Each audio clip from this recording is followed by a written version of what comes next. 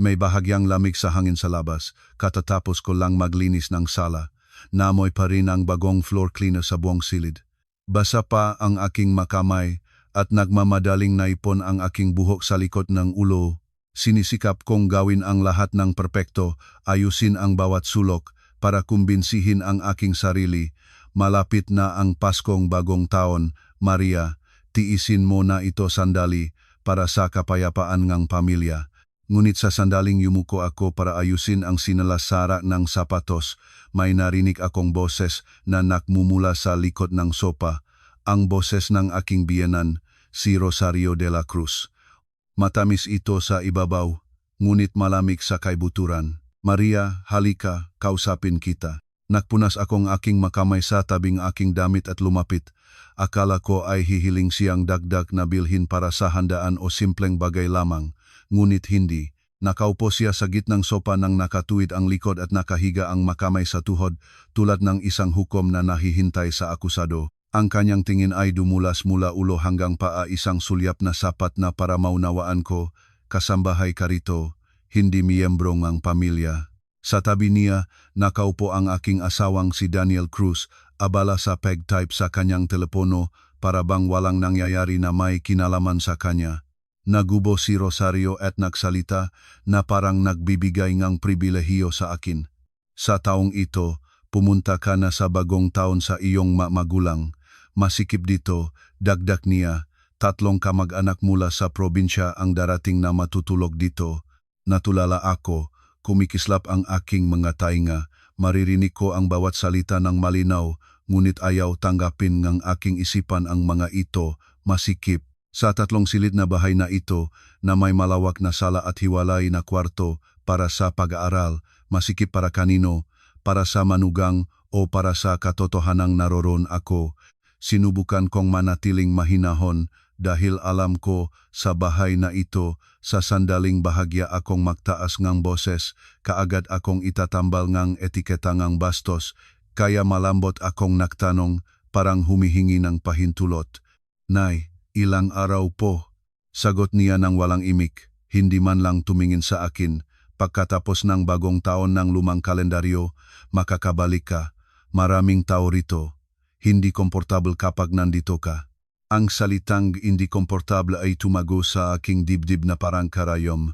Hindi comfortable dahil asawa ako ni Daniel o dahil ako ang taong bumabayad ng kuryente, tubig, internet, pagkain sa loob ng ilang taon, nagbibigay ng regalo sa kanyang pamilya at sa akin, at siyang nagbabayad ng lahat ng gastos sa bagong taon. Ang bahay na ito ay nakatalaga sa aming dalawa, ngunit sa katotohanan, 3 beses na mas marami ang aking pera doon kaysa kay Daniel. Noon ay inisip ko, okay lang, mapayapa ang asawa ko, magtatrabaho ako ng husto para itayo ang aming tahanan.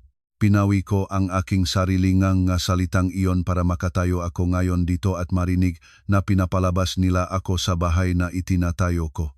Lumingon ako kay Daniel. Wala sa aking mata ang pamimilit, tanging isang marupo na pag-asa. Daniel, wala kang sasabihin, hindi siya tumingin sa akin. Bulong lamang niya ang isang pangungusap na mananatili sa aking alaala magpakailanman. Tama si nanay, mahihirapan ang mabisita. 2 salita lang, mahihirapan ang mabisita, ngunit tumama ang maito sa akin tulad ng sampal. Nakatayo ako ng manhid, 5 taon na akong kasal. 5 taon na akong nag-iisa na naghahanda sa bawat bagong taon, tinitisin ang lahat ng reklamo, pagpuna, katahimikan at pag-iwas ng asawa ko. At pagkatapos ang lahat, sa bibig ng aking sariling asawa, bisita na pala ako. Tumingin ako kay Daniel at biglang napagtanto kong ang mukhang lalaking nagsabi sa akin noon nagpagmamahal ay naging pamilyar na sa akin tulad na isang estranherong makikita sa daan. Ang lamig ay hindi galing sa panahon, galing ito sa malupit na katotohanan. Narinig ko si Rosario na nagpatuloy sa parehong tono na parang nagbabasa ng listahan. Kung aalis ka na, magmadali ka na, huwag nang mag-atubili. Bukas o kinabukasan darating ang mabisita, kailangan ko pang ayusin ang iyong kwarto. Nagsalita siya na parang isa akong hindi na kailangang bagay, isang bagay na dapat alisin sa paningin. Gusto kong magtanong, ayusin ang aling kwarto? Ang kwarto sa aking bahay, ngunit nilunok ko ang masalitang iyon. Hindi dahil sa takot, kundi dahil bigla kong naunawaan ang isang bagay sa lugar kung saan naging banyaga ka na sa kanilang paningin, ang anumang paliwanag ay lalo lamang magpapalala ng iyong kahihiyan.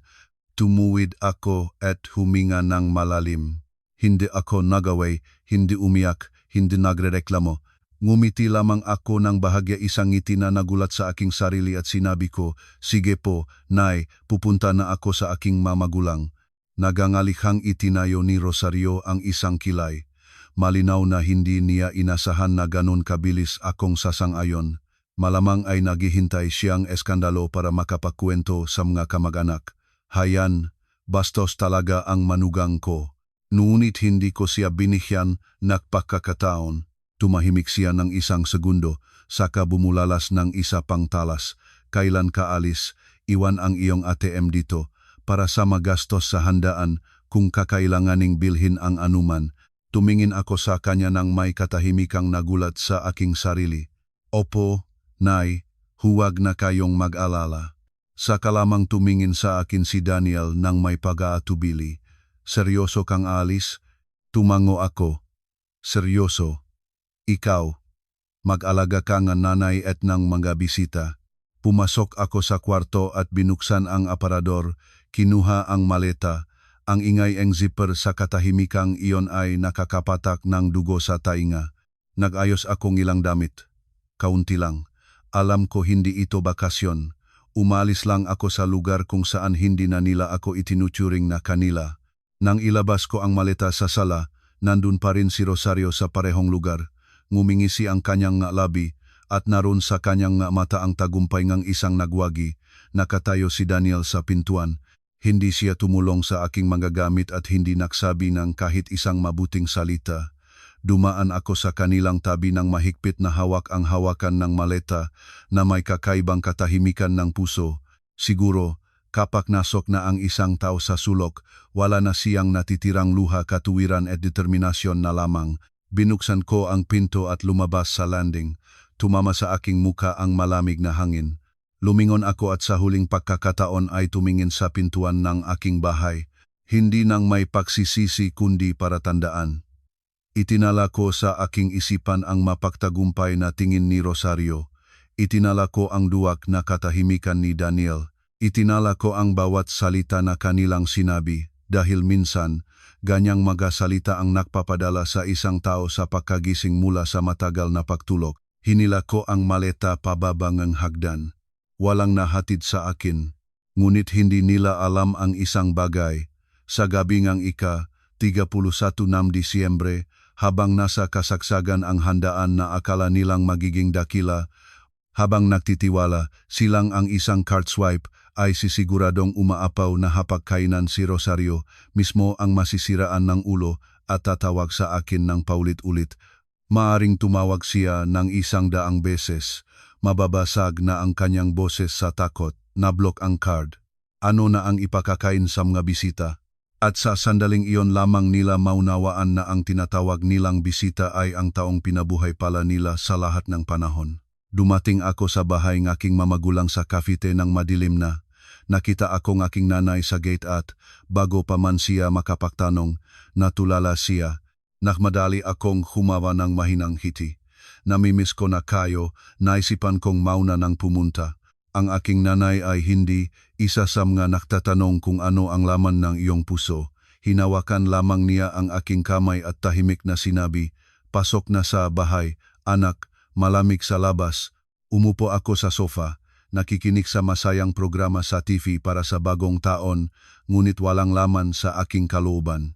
Nang gabing iyon, nahiga ako katabi ng aking nanay, nakatingin sa pamilyar na kisame at naalala ko ang lahat ng mga pangyayaring nagdala sa akin sa sitwasyong ito. Naisip ko, kung wala ang mabuting maunang araw, hindi ko kakayanin ang pagtitiyaga ng ganon katagal dahil talagang may panahon nang naniniwala akong magiging masaya ang aming kasal. Nakakilala kami ni Daniel sa isang bangko sa Maynila. Nagtatrabaho ako sa credit department, lagi nang hinahabol ang kwota, nakikipagita sa mga kliyente, naliligaw sa mga dokumento. Minsan makaka pa akong lumalabas at huli na ang uwi. sumasakit na ang aking mapaa sa pagod. Si Daniel naman ay nagtatrabaho sa administrative department, tahimik, hindi maraming sinasabi, laging mayos at kalmado. Nang bago pa lang ako, madalas akong nalilito sa damingang trabaho, at si Daniel, kapag nakikita niya ang aking pagkalito, tahimik na lumalapit, tinutulungan akong magayos ng mga dokumento, ipinapakita kung paano mas mahusay na mapamahalaan ang mga ito. Hindi siya sanay sa magagandang salita, ngunit ang kanyang pagmamalasakit ay namamalas sa tahimik na mga kilos. Noon ay naisip ko na isang malaking swerte ang makahanap ng ganitong lalaki. Sa isang kalikasang puno ng stress at kompetensyon, ang mahanap ng isang tao na walang arogansya at pakukunwari ay tila regalong mula sa langit. Nang magsimula kaming mag-date, napakaambing ni Daniel. Hindi siya nagbibigay nga malalaking pangako, nagsasalita siya nga simpleng mga bagay, ngunit dahil simple ang mga ito, naniniwala ako sa kanya. Isang araw, pagod na pagod ako, nakaupo lang sa may hagdan ng bangko. Lumapit siya, nagbigay ng botong tubig, at mahinahon na sinabi, kapag kasal na tayo, hindi kita pababayaan. Itinago ko ang pangungusap na iyon sa puso ko, tulad ng mainit na kumot sa malamig na araw. Talagang naniniwala ako, kung magsisikap ako, kung magiging mabuting tao ako, mayos ang magiging buhay namin. Simpleng kasal ang ginawa namin, hindi ako humingi ng kahit ano, sapat na kung magmamahal ang mag-asawa sa isa't isa. Pagkatapos ng kasal, nagpatuloy akong magtrabaho, mas mahirap pa nga. Palagi kong iniisip, kahit babae ako, kayang-kaya kong pasanin ang responsibilidad, tumulong sa asawa ko para matayo ang aming kinabukasan. Halos doble ang aking sweldo kaysa kay Daniel, ngunit hindi ko ito kailanman isinuntok. Sinasabi ko sa sarili ko, mabuti naman ang asawa ko, hindi masama. Ano ngayon kung mas mababa ang kita niya? Ang mahalaga, mahalin at igalang niya ako. Akong mismo ang nakmungkahi na gamitin ang pangunahing halaga ang aming ipon para sa pagbiling bahay. Hindi dahil gusto kong kontrol, kundi dahil naniniwala ako, ang mag-asawa ay isa, ang tahanan ay isa, ang kinabukasan ay isa. Ipinagmamalaki ko pa nga ang aking sarili dahil itinatayo ko ang aming tahanan. Sa arawng pagpirma nga dokumento at pagtanggap ng titulong bahay, binabatid ko na dapat nakatalaga ito sa aming dalawa. Agad na pumayag si Daniel, na parang ito ay natural lamang, ngunit may isang taong hindi pumayag ng ganun. Ang ina ni Daniel, si Rosario de la Cruz. Nandun siya sa araw na iyon, tumingin siya sa dokumento, pagkatapos sa akin, at may isang likong ngiti ay naghagis ng bahagyang biro, bahagyang seryosong pangungusap. Talino talaga ng mga babae ngayon, hindi nila ibibigay ang kanilang bahagi. Ilang tao ang naroroon sa opisina, lahat ay ngumiti ng magalang para mapawi ang kawalang ginhawa. Ngumiti rin ako. Sinabi ko sa sarili ko, biro lang iyon ng biyenan. Matanda na ang matao, minsan tuwid ang salita nila, huwag magagalit. Pinagalitan ko pa nga ang sarili ko sa labis na pagiging sensitibo, natatakot na mapangalan akong isang manugang na sumisira ng relasyon sa pamilya. Sa mga unang taon, sobra akong nagsikap. Para sa bagong taon, bumibili akong nga regalo at pagkain, nagpapadala ng para sa aking mamagulang at sa kanyang mga kamag-anak, naghahanda ng mga sobrang ng para sa mapamangkin, nagayos na bahay. Isang taon, tumagas ang bubong na balkonahe. Binayaran ko ng walang tanong. Kasunod na taon, nasira ang ref. Binayaran ko rin. Hindi ako nagyayabang. Itinuturing ko lang ang aking sarili na miyembro ng pamilya, at kung may kulang sa bahay, dapat ko itong tulungan para mas madali ang buhay namin ng mag-asawa. Minsan ay tumutulong si Daniel, ngunit laging para lamang sa hitsura. Ang pangunahing desisyon at pinansyal na bagay ay nasa akin palagi. Kakaiba, ngunit noon ay hindi ito pakiramdam na mabigat. Naramdaman ko na ginagawa ko ang aking tungkulin bilang asawa at manugang. Sa tuwing gumagawa ako ng malalaking pagbili, may sinasabi si Rosario na parang papuri, ngunit nag-iwan ng masamang pakiramdam. Mabuti na lang at marunong ang manugang namin, kung hindi gutom na tayo. Pagkatapos ay titingin siya kay Daniel na parang pinagagalitan siya na mas mahina pa kaysa sa kanyang asawa. Saka babalik sa akin at ngingiti na parang ginagantimpalaan ako. Ngumingiti rin ako bilang tugon, ngunit sa paglipas ng panahon, napagtanto ko na hindi ito papuri. Ito ay parang isang dinakikitang tali na unti-unting higpitan sa aking lig. Dahil marunong ka, dapat kang magikot ng lahat. Dahil may kakayahan ka, dapat mong pasanin ang lahat. At ang mapakla niyang tono ay nagpaparamdam sa akin. Hindi siya nagagalak sa aking tagumpay. Nagagalak lang siya na kaya kong itaguyod ang kanyang anak. Minsan sa hapunan ay nakukuwento siya tungkol sa mga kapitbahay na ang mga manugang ay hindi tumutulong ng pera. Tinutsismisan niya ito. Kapag nag-asawa ang babae, binibilang na ang bawat sentimo. Walang kapayapaang magaganap sa ganitong pamilya. Habang nakikinig, lalo akong natakot na mapangalanan ng maramot. Kaya pinili ko ang katahimikan, ang tiyaga, ang paggawang ang higit sa kinakailangan. Inakala ko makakamit ko ang pagkilala. Inakala ko isang araw ay tatanggapin niya ako bilang anak. Inakala ko kung mamumuhay ako ng tama at matitiis, magiging maayos ang lahat. Ngunit habang mas nagsisikap ako, habang mas malinaw kong nararamdaman na may hindi tama, nagsimula akong maintindihan. Sa mata ni Rosario, hindi ako manugang bilang anak ako ay rekurso, isang nagsasalitang pitaka na marunong ngumiti at magsilbi sa tamang oras. Kapag napagod ako, walang nagtatanong kung okay na ba ako. Kapag may problema sa trabaho, sinasabi lang ni Daniel, tiisin mo na. Si Rosario naman ay nagdedeklara, mapalad ang babaeng may trabaho, ano pang ireklamo, parang payo ang tunong ang pangungusap, ngunit malamig ito tulad ng yelo. Biglang napagtanto ko, ang kapayapaang pinaniniwalaan ko sa pamilya ay hawak lang aking tiyaga. Kapag tumahimik ako, maayos ang tahanan. Kapag nagsalita ako, masisira ang payapang iyon. Nang gabing iyon, nakahiga ako sa bahay ng aking mga magulang. Nakita kong natutulog ang aking nanay, narinig ang hangin sa labas ng bintana at biglang napaya. Hindi dahil nalungkot ako sa bahay, hindi dahil natatakot akong maubusan ng pera. Nangungulila ako sa katotohanan na pumasok ako sa kasal na ito ng may tapat na pananampalataya. Ngunit sa kabilang panig, hindi nila ako kailanman itinuturing na kanila at hindi pa ako alam noon na nagsisimula pa lamang ang lahat. Ngunit noon na rin ay nabuo sa aking puso ang isang matatag na katiyakan. Kung patuloy akong maging marunong sa paraan na gusto nila, isang araw ay susunog na lamang akong buo at mananatiling banyaga pa rin sa kanila. Ilang araw akong nagdiwang sa tahanan ng aking mga magulang, ngunit hindi mapayapa ang aking kalooban. Hindi dahil namimiss ko ang bahay na iyon, kundi dahil lagi akong tinatanong parehong katanungan sa aking isipan, bakit ganito ang naging takbo ng lahat? At sa ugali ng isang tao na maraming taon nang namumuhay sa katahimikan, nagsimula akong isa-isahin ang mga pangyayari para maunawaan. At napagtanto ko, ang ugat ng lahat ng problema ay hindi lumabas noong ika-29 Disyembre.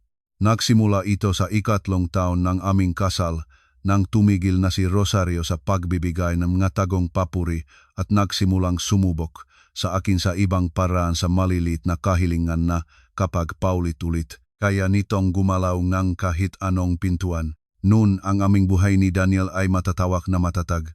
Nagtatrabaho ako sa credit department. Ang aking sweldo at bonus ay nakasalalay sa pagtupad ng kwota, kaya hindi pantay ang kita, ngunit sapat naman para pamahalaan ang sambahayan. Si Daniel ay wala sa mataas na posisyon ngunit hindi rin nanganganib sa tanggalan.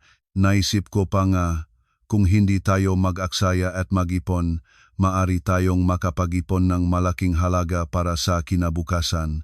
Nang simulan ko ang pagpaplano para sa ipon, saka nagsimulang tawagin ni Rosario ang aking pangalan ng tahimik na parang natatakot na marinig ng iba. Maria, pakipadala naman ng kaunting pera sa nanay. Mahirap na ang kamag-anak sa Visayas. Tandaan ko, malambot ang kanyang salita noon at idinagdag niya ang pangungusap na dapat ay makapag-udyok ng awa, kasalanan kung hindi tayo tumulong. Hindi na ako nag-isip ng matagal. Nagpadala ako, kaunting pera lang, hindi naman malaki. Sinabi ko sa aking sarili, ang pagtulong sa magkakamag-anak ng asawa ay paraan ng pagpapanatili ng kapayapaan sa pamilya. Ngunit ganito ang buhay. Kapag nagbigay ka sa unang pagkakataon, naiintindihan ng tao na mabuti ka. Kapag nagbigay ka sa ikalawa, natitiyak nilang maamo ka. At sa ikatlo at ikaapat na pagkakataon, hindi na sila humihingi, nagdedehado na sila. Pagkaraan ngang isang linggo, tinawag ako muli ni Rosario. Maria, masakit ang likod ni Tito Rogelio. Nagreseta ang doktor ngang gamot. Kulang-kulang ngang konti ang pera ko. Pakipadala naman. Nagpadala na naman ako. Pagkatapos ng ilang araw, ang pamangkin ni Tita Sally ay kailangan pang bayaran ng tuition. Maalis na ang pangalan niya kung hindi mabayaran. Tulungan mo siya. Nagpadala na naman ako. Noon ay hindi ko naramdaman na ginagamit na pala ako. Pakiramdam ko ay gumagawa akong tamang bagay bilang manugang ipinapakita ko ang aking pagkabukas palad para sa pamilya ng aking asawa. Ngunit ang makahilingang ito ay hindi huminto sa kaunting halaga. Lumabas sila tulad ng mantika sa tubig, pera para sa pagayos ng bubong ng malalayong kamag-anak, pera para sa libingan, para sa mga regalo dahil darating ang mga bisita. Nagsimula akong mag-alarma nang sa katapusan ng buwan ay natuklasan ko na malaking halaga ang umalis sa aking account. Sa simulang buwan, kumpiyansa pa ako nang matanggap ang sweldo, ngunit sa kalagitnaan, kailangan ko ng magtipid. Mayroon pang mga buwang halos 50,000 piso ang kulang ko, ngunit hindi ko maalala kung ano ang nabili para sa aming sariling bahay. Hindi ako maramot, ngunit ang trabaho sa bangko ay nag-train sa akin na maging sensitibo sa mga numero. Umupo ako at kinalkula sa papel, manggabayad sa bahay, pagkain, gasolina, regalo sa mga magulang at pagkatapos ay idinadagdag ko ang lahat ng halaga na hiningi ni Rosario. Ang kabuang numero ay nakpakliwanag ng malamak sa aking likod. Hindi agad ako nagrereklamo. Pumili ako nga malambot na paraan tulad ng isang manugal na nagnanais na talakayin, hindi makipagtalo. Nay, baka pwedeng magplano tayo ng gastos para magabayan ako. Hindi pa ako nakaka-finish ng pangungusap ng kaagad na nagbago ang mukha ni Rosario. Kasing bilis na hindi ko man lang maintindihan kung saan ako nagkamali. Malakas na inilapag ang tasa sa mesa at nagiwalay ang kanyang masalita. Para mo ba iyan? Ikaw ang manugang dito, kaya dapat mag-isip ka nga kamag-anak. Ang pangungusap na iyon ay parang tatak sa aking nu. Kita ko ang pera, ngunit siya ang magdedesisyon kung paano gagastusin. Nakaupo ako ng tahimik. Hindi ako nagawi, naramdaman ko lamang na mula sa katayuan ng isang tumutulong, ibinaba na ako sa katayuan ng isang obligado. Tumingin ako kay Daniel, umaasa na sasabihin niya kahit isang salita para ipagtanggol ako. Ngunit inakay niya ako sa kwarto at sa kanyang karaniwang mapayapang tono ay bumubulong, "Naman Maria, matanda na si nanay. Dahil lang sa kaunting bagay ganyan ang eksena?" Ang salitang kaunting bagay ay nakpahamak sa aking panga. Kaunting bagay para kanino? Para sa kanya ay kaunting bagay ang aking pera. Gustong-gusto kong magtanong, ngunit napigilan ko ang aking sarili muli. Napagtanto ko, sa bahay na ito, si Daniel ay wala sa alinmang panik. Nasa panik siya ng pinakamaliit na resistensya at ibig sabihin nito, kailangan ko lang sumuko. Pagkatapos ng insidenteng iyon, tumigil na si Rosario na maging pabigla. Ito ay naging karaniwan na para sa kanya. Isang araw, habang nasa trabaho ako, nag-vibrate ang telepono ko. Maikling mensahe mula sa kanya, "Magpadala ka ang 15,000. Walang Maria, walang pakiusap, walang paliwanag." Tumawag ako para magtanong kung para saan, maikling sagot, "Para sa mga kamag-anak." Nagpadala ako at naramdaman kong katawa-tawa ang aking sarili. Nagpapadala akong pera tulad ng isang makina, kailangan lang niya pindutin ang isang pindutan at agad na dumadating ang aking pera. Hindi ko napansin kung kailan ako naging switch na kayang i-flick na iba anumang oras. Habang papalapit ang katapusan ng taon, lalo kong naramdaman ang pakiramdam na pinapahandaan lang ako. Bago ang bagong taon, umaapaw sa mensahe ang aking telepono, bumili ng regalo para kay lolo, bumili ng pagkain para kay tita, mag-order ng magandang tsake para hindi mapahiya sa hapagkainan, at ang pinakakakakilig. Nalaman niya ang aking bonus bago pa man sinasabi ko sa asawa ko.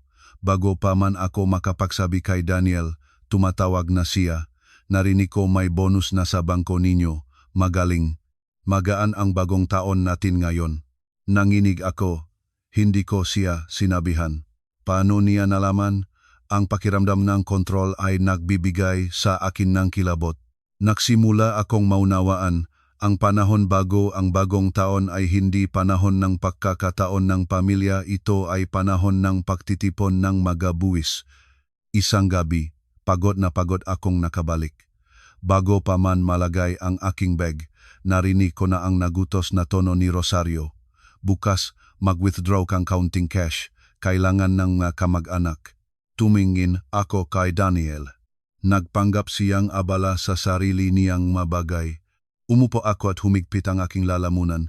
Mayroon akong perang mawi-withdraw, unit wala akong pakiramdam na iginagalang ako. Napaktanto ko, hindi nila ako itinuturing, na manugang itinuturing nila akong isang pinakukunan, at ang isang pinakukunan ay dapat dumating ng walang tanong. Kahit noon, nagtitiis pa rin ako. Kinikini ko ang aking sarili. Sa bawat pamilya ay may kani-kanilang problema. Kung kaya mo ay tulungan mo, gumagawa kang mabuting gawa. Natatakot akong mapangalanan na babaeng nagmamataas dahil may counting pera. Ang pinakamalaki kong takot, sasabihin ni Rosario sa lahat ng kamag-anak kung gaano ako kamakasarili. Namumuhay ako sa takot na iyon at hindi ko napaktanto na iyon mismo ang naging ugat ng aking kahinaan sa harap ng manipulasyon. At hindi ko man lang pinahinalaan na ang bagong taong ito ang magiging huli na maari nilang isipin na ang aking pera ay karapatan nila, isang bagay na maaring makuha sa unang hiling. Dahil kapag nasok na ang isang tao sa sulok, pumili siya, mabali o gumising. At nagsimula na akong gumising. Nagsimula akong gumising dahil sa walang katapusang mga kahilingan. Ngunit tanging noong Disyembre ng taong ito ko naunawaan na sa matang aking biyenan, hindi lamang ako isang pitaka, ako ay isang pitaka na dapat kusang loob na bumukas sa tamang sandali. Disyembre. Sa bangko, masaya ang trabaho tulad ng isang pugad ng pukyutan. Ang mga taunang plano ay nagbibigat sa lahat, nagmamadali ang lahat. Mula umaga hanggang gabi ay nakikipagkita ako sa mga kliyente, minsan kumakain lang ng teknik habang naglalakad bago sumabak muli sa pulong, pagpirmang kontrata, tsekang ng datos. Hindi ako nayayabang, sinisikap ko lang panatilihin ang aking profesional na reputasyon at kapayapaan ng isipan. Sa pinakamababang paraan, kinita ko ang aking pera sa sarili kong pagsisikap, hindi hinahanap ang tulong mula sa iba. Sa panghuling pagpupulong, nalampasan ng aming departamento ang target. Inanunsyo ng aming boss ang karagdagang bonus. Natanggap ko ang 500,000 piso para sa pag-abot ng target at pag-akit ng ilang malalaking kliyente. Nang matanggap ko ang SMS ng pagdeposito, nanginig ang aking makamay. Hindi sa kasakiman kundi dahil isang simpleng kaisipan ang lumabas. Sa taong ito, makakabili na ako ng magandang regalo para sa aking mga magulang. Maayos na ang pintuan ng aming bahay sa Cavite. Mabibili ko na ang magandang blood pressure monitor para kay tatay. Matagal ko na itong ipinangako sa aking sarili. Sa sandaling makakaroon ng pagkakataon, gagantimpalaan ko ang aking mamagulang para sa lahat ng mga taon na nagtipid sila para sa akin. Naisip ko pang bumili ng bagong jacket para kay Daniel kahit bihira siyang magsuot ng moderno dahil mag-asawa kami, may magandang panahon at mahirap na panahon, at kung kaya ko, tutulungan ko. Ngunit palainit ang buhay, bago pa man makapagsabi sa sinuman, bago pa man mabuo ang aking kasiyahan, ng gabing iyon sa hapunan, habang kinukuha ni Rosario ang isang piraso ng karne, pabaya niyang bumulalas ang pangungusap na parang matagal na niyang napagdesisyonan ang lahat. Sa taong ito, Darating ang makamag-anak mula sa Cebu para sa bagong taon, ihanda mo ang magastos. Hawak ko ang mangkok ng sopas at natulala. Tumingin ako sa kanya, sinisikap na mapanatiling magalang. Nay, magkano po kaya ang kailangan? Agad siyang sumagot ng hindi nag-alinlangan. 300 siguro. Namangha ako. 300,000 piso para sa 3 kamag-anak na darating para manirahan, kumain. Mamalingam nga regalo sa mga kamag-anak na ni minsan ay hindi naktanong kung okay na ba ako at hindi naksabi nga kahit isang mabuting salita. Naramdaman ko na may kumikimas sa loob ko. Inilapak ko ang mangko at humihinga ng malalim para hindi manginig ang boses. Sinabi ko, Nay, kailangan ko rin tumulong sa aking mga magulang. Matanda na rin sila. Napakamahina ang pagkasabi nito. Hindi ko sinabi, "Pra ko ito." Sinabi ko lamang na mayroon din akong ibang pananagutan, ngunit agad na sumabog si Rosario. Naging matalim ang kanyang boses tulad ng kutsilyo. 5 taon ka nang pinakain ng bahay na ito. Hindi pa sapat kung nag-asawa ka na, kalimutan mo ang kanila. Ang manugang ay dapat mag-isip muna sa pamilya ang asawa. Sa salitang pinakain, nagapoy ang aking mukha. Pinakain niya ako ng 5 taon. Nagtatrabaho ako, nagbabayad ako ane mega bayarin, bumibili ako ane pagkain, nagsasagawa ane karamihan sa magagastos sa bahay na ito. Ni isang sentimo ay hindi ako kumuha sa sinuman, ngunit sa kanyang bibig, naging parasito pala ako. Ang kakayahang baliktaran ang lahat ay nag-alis sa akin ang kakayahang magsalita. Tumingin ako kay Daniel. Umaasa kahit isang salita mula sa kanya, ngunit nakatungo siya sa kanyang plato na parang hindi narinig ang anumang bagay, na parang mausapin ng babay ito na hindi dapat pakialaman ng lalaki. Ang kanyang katahimikan noon ay hindi na lamang pagnanais na mapangalagaan ang kapayapaan. Ito ay katahimikan ng isang taong nag-iwan sa kanyang asawa ng mag-isa sa sulok. Si Rosario, nang makita niyang tahimik ako, ay nangilis ang kanyang labi. Sa bangko ka naman naktatrabaho, malamang malaki ang bonus. Para sa bagong taon, kailangan pang pangalagaan ang mukhang pamilya para hindi tayo mapagmasabing maramot. Gusto kong tumugon na ang mukhang pamilya ay kung paano sila namumuhay, hindi kung gaano kasagana ang hapagkainan, ngunit nagpigil ako. Alam ko, ang makipagtalo sa kanya ngayon ay magbibigay lamang sa kanyang dahilan para sumiga. Tahimik akong nakaupo at natapos ang hapunan, ngunit ang bawat subo ay natitirik sa aking lalamunan. Pagkatapos ng hapunan, matagal akong hindi nakatulog. Inisip ko, paano niya agad nalaman ang tungkol sa bonus? Hindi ko sinabihan si Daniel. Habang mas inisip ko ito, lalo akong nababahala. Kinabukasan, nang pumunta ako sa ATM para mag-withdraw ng counting cash para sa aking mga magulang, natuklasan ko na may kakaibang mga transaksyon sa aking card. Binuksan ko ang banking app at nakita ang ilang debit sa supermarket at sa isang tindahan ng alaala. Hindi maliit ang mahalaga. Natulala ako. Agad na tumawag kay Daniel. Sagutin niya ng maigi. "Ano yun, Maria?" Direkta akong naktanong. "Gumamit ka ba ng aking card? San haling ang makabayat na ito?"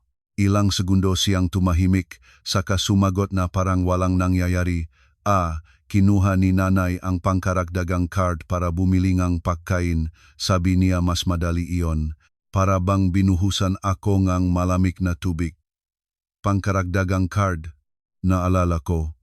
Nung minsan ay gumawa akong karagdagang card sa pangalan ni Daniel para sa sakaling may kailangan, ngunit lagi itong nandito sa akin at ngayon nasa kamay ng kanyang ina. Tinanong ko, hindi na kayang pigilan ang aking sarili, kailan mo ibinigay sa kanya ang card? Mahinahon ang sagot ni Daniel. Sinusubukan akong kalmahin. Ilang araw na lang ang nakakaraan. Sinabi ni nanay na siya na ang bibiling lahat para hindi ka na abalahin. Abala ka naman. Ang para hindi ka na abalahin ay tumalab ng masakit.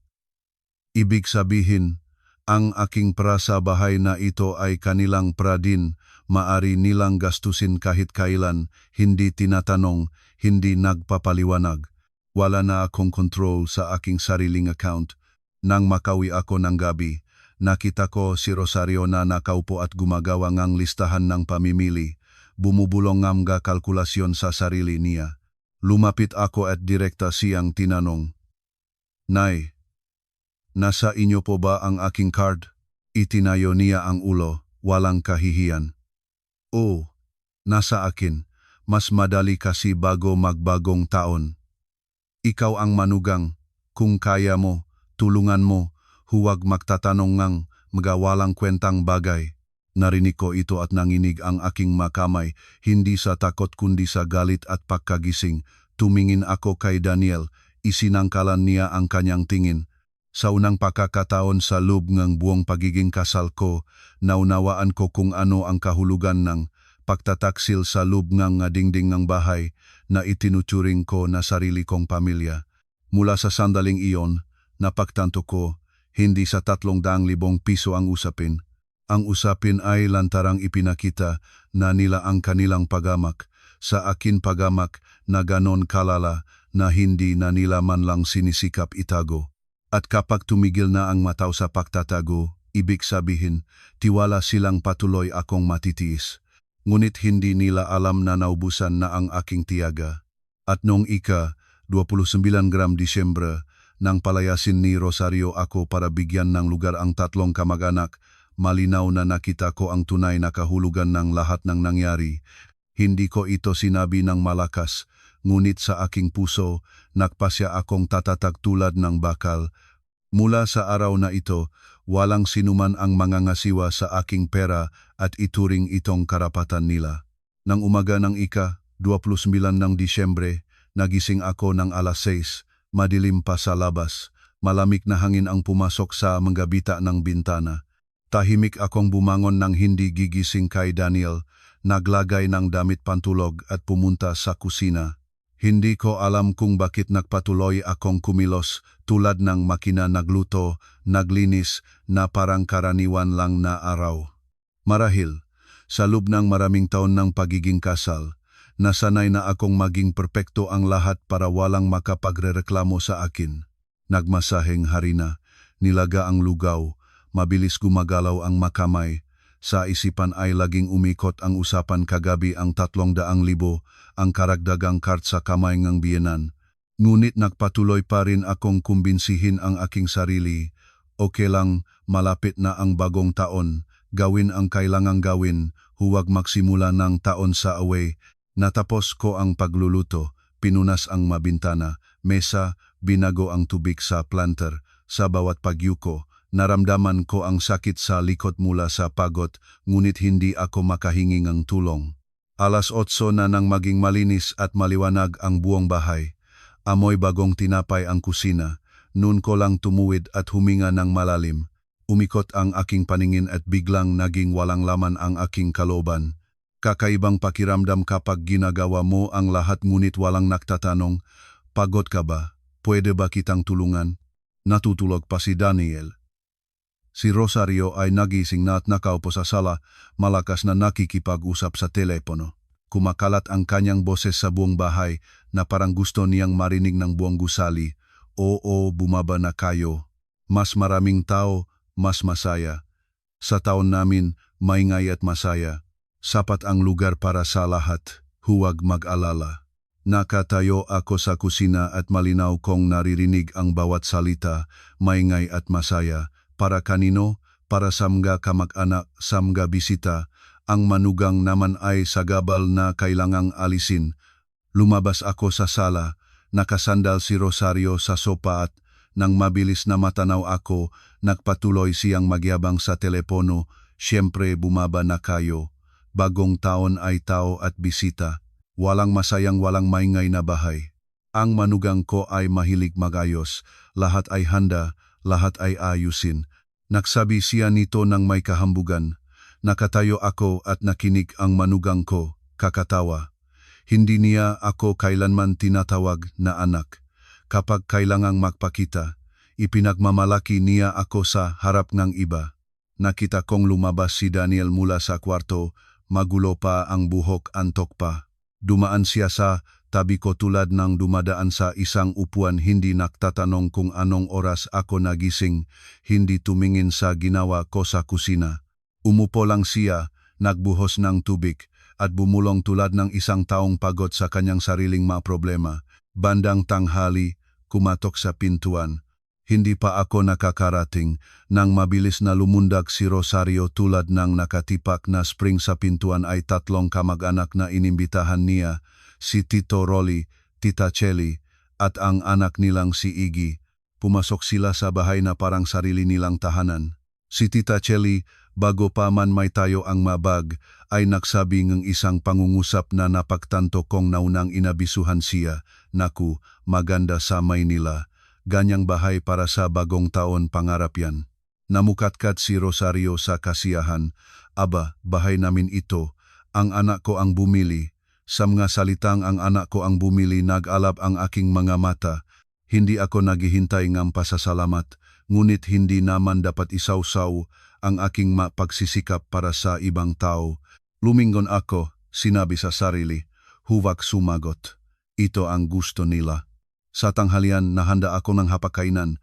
Hindi pa ako nakakaupuan nang umuga si Rosario at nagsabi na parang panghuling pasya, "Sige, Maria, mag-ayos ka. Huwag kang matira dito, mahihirapan ang matao. Umalis ka na agad para hindi ka makasagabal." Sa salitang makasagabal, natulala ako. Tumingin ako sa kanya, saka kay Daniel. Isinangkalan niya ang tingin at bumulalas ng pangungusap na parang dapat na patayin ang apoy. "O, lumayo ka muna sandali, magpahinga ka.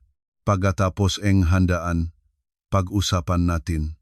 Pagkatapos ang handaan, pag-usapan natin, napakawalang malasakit at walang pananagutan ng tunok. Biglang napagtanto ko, para sa kanya, ako ay isang bagay, maaring nandito o wala. Kapag kailangan ng lakas, pagsisikap, tinatawag nila ako. Kapag may dumarating na bisita at kamag-anak at kailangan nilang pangalagaan ang mukha, nagiging sagabal na ako. Wala na akong sinabi. Pumasok ako sa kwarto, binuksan ang aparador at kinuha ang maleta. Ang ingay ng zipper ay nagugulat-gulat sa katahimikan. Nag-ayos akong damit. Hindi na nanginig ang aking makamay. Nawala ang panginginig nang naunawaan ko ang katotohanan ng lahat. Inilabas ko ang maleta sa sala. Tumingin sa akin si Rosario tulad ng isang taong nakpakitang karunungan at binigyan pa niya ako ng isa pang pangungusap. "Tama ang umalis ka ng maaga. Hindi dapat ilagay sa mahirap na kalagayan ang matao sa bakasyon." Tumango lang ako, walang reaksyon. Inilabas ko ang maleta sa labas, walang tumulong. Si Daniel ay nakatayo ng may pagkaing mukha at inulit lang ang kanyang linya. Pagkatapos ng handaan, pag-usapan natin. Si Tito Rolly ay kumakain at ngumingisi. Si Iggy ay nagre-scroll sa telepono. Si Tita Chelly ay tumitig sa makasangkapan sa sala na parang tinatansya ang halagang bawat bagay. Dumaan ako sa kanilang lahat at malamig sa aking kalooban. Ito ay lamig ng isang taong pinal nang nawalan ng pag-asa. Tumawag akong Grab. Nang dumating ang sasakyan, umupo ako at sa pamamagitan ng salamin, nakita ko si Rosario na nakatayo pa rin sa pintuan. Nakapatong ang mabisig, may kasiyahang hitsura na parang naalis na ang isang balakid. Hindi ako umiyak. Wala nang kabuluhan ang luha. Nang dumating sa bahay ng aking mga magulang, narinig ko ang nanay, "Bakit maaga ka, anak?" Ang tatay, na nanonood ng TV, ay tumingala rin. "May nangyari ba?" Numiti ako ng makonsinto. "Namimiss ko lang kayo. Hindi ko gusto na magsimula ang bagong taon ng aking mga magulang nang may pag-alala." Nang gabing iyon, nang nahiga na ang lahat sa bahay, nag-isa ako at binuksan ang telepono. Ang liwanag ng screen ay kumikislap sa kisame. Tumingin ako sa banking app sa mga numero at naalala ang sinabi ni Rosario, "Iwan ang iyong card dito." Tahimik akong natawa. Pinaalis nila ako, ngunit gusto nilang manatili ako sa anyong isang ATM card. Umupo ako. Binago ang lahat, ng password, access code, transaction PIN. Binablok ko ang karagdagang card. Kinansela ang lahat. NG automatic na bayad. Sinekang ang bawat punto ng maingat tulad ng isang taong inuusnayin ang lahat ng kandado bago ang isang bagyo. Nang matapos, pinatay ko ang screen, inilapag ang telepono at naramdaman ang kakaibang kapayapaan. Hindi dahil naktagumpay ako kundi dahil sa wakas ay ginawa ko ang dapat ko nang gawin matagal na pinangalagaan ang aking sarili. Nahiga ako, hinahatak ang kumot at nakinig sa ingay ng hangin sa labas. Alam ko nang sigurado na sa ika-31 ng Disyembre, kapag pumunta sila sa supermarket, kapag susubukan nilang bayaran ang kanilang malalaking pamimili para sa handaan, lahat ay babagsak at wala akong kailangang gawin. Maghihintay lang ako ng unang tawag, hindi sa kasiyahan sa pagkabigo ng iba kundi dahil naunawaan ko, ang ibang tao ay nagigising lamang kapag tinamaan na sila. Gabi ng ika-31 Disyembre. Sa aming bahay sa Cavite, mainit at magaan ang kalikasan, walang palabas, walang kaartehan. Nagluluto ang aking nanay ng mapulutan. Pinunas ng aking tatay ang lumang aparador. Tinutulungan ko ang nanay na isaayos ang makprutas at kendi. Amoy Pasko ang buong bahay, ang parehong amoy ng bagong taon na nagbibigay ng kapayapaan sa puso. Naghahanda pa lamang ako nga hapagainan ng malakas na nag-vibrate ang telepono sa mesa. Minsan, okay pa iyon ngunit walang tigil na pag-vibrate ay kakaiba na. Tumingin ako sa screen. Rosario de la Cruz. Ang pangalan ay lumabas, nawala at lumabas muli. Bago pa man matapos ang pagvivibrate, nagsimula na muli ito, saka dumating ang mga mensahe mula kay Daniel. Sagutin mo, urgent. Hindi ko agad sinagot. Inilapak ko ang telepono at nagpatuloy sa aking ginagawa na parang walang narinig. Ang aking nanay na nakatingin sa gilid, mahinahon na nagtanong, sino ang tumatawag? Anak, malambot akong ngumiti. Siguro may nangyari sa kanila. Lagi-lagi ko nang aalagaan. Hindi ko gusto na mag-alala ang aking nanay sa huling araw ng taon. Patuloy na nagvibrat ang telepono, parang may siyure.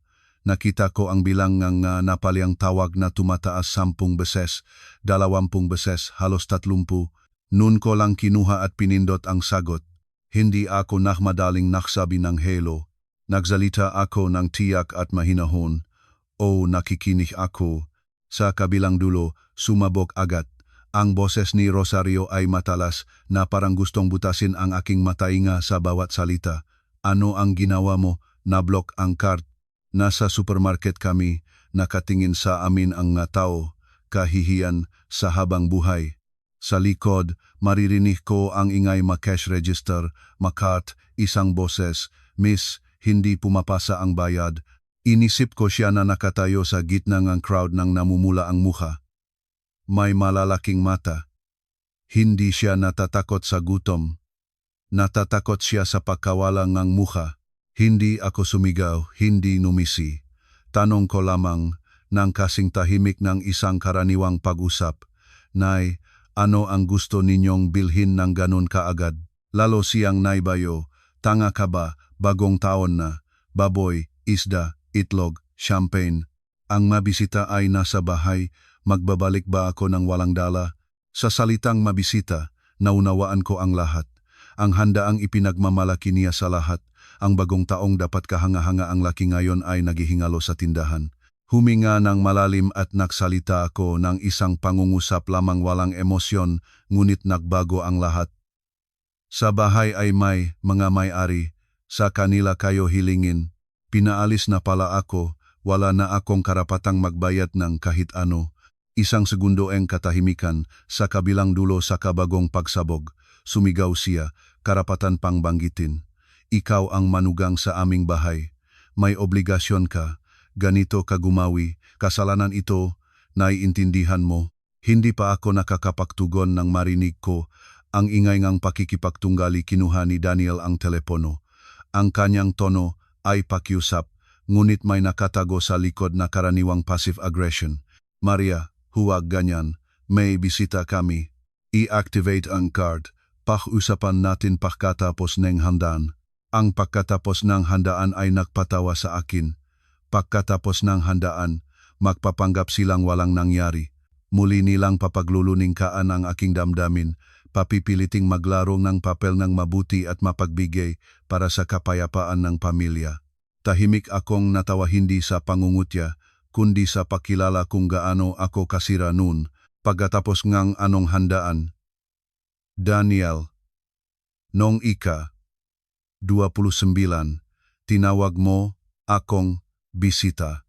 At ang mag-bisita ay hindi obligado na magbayad NG andaan NG iba. Tumahimik si Daniel. Narinig ko siyang humihinga ng mabigat. Sinisikap niyang maging mababa ang boses para walang marinig sa supermarket, ngunit nagpipilit pa rin na magpresyon. Maria, tigilan mo na. I-activate na lang ang card. Huwag sirain ang handaan. Kinuha muli ni Rosario ang telepono. Ang kanyang tono ay nagbago, naging tonong guro na narinig ko ng libu-libo ng beses na, "Ikaw ang manugang.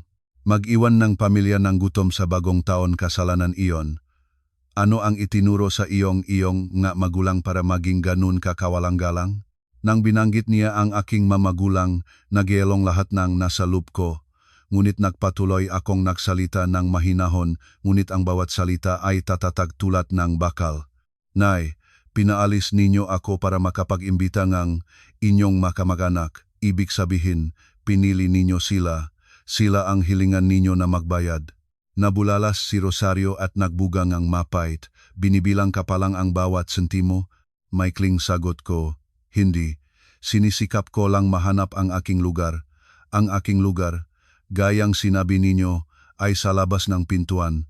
Ibinaksak ko ang telepono nang hindi na naghihintayng tugon. Hindi ko gustong marinig ang mamura bagong taon. Inilapak ko ang telepono. Mahinahon ang aking nga kamay, ngunit alam ko, hindi pa ito katapusan.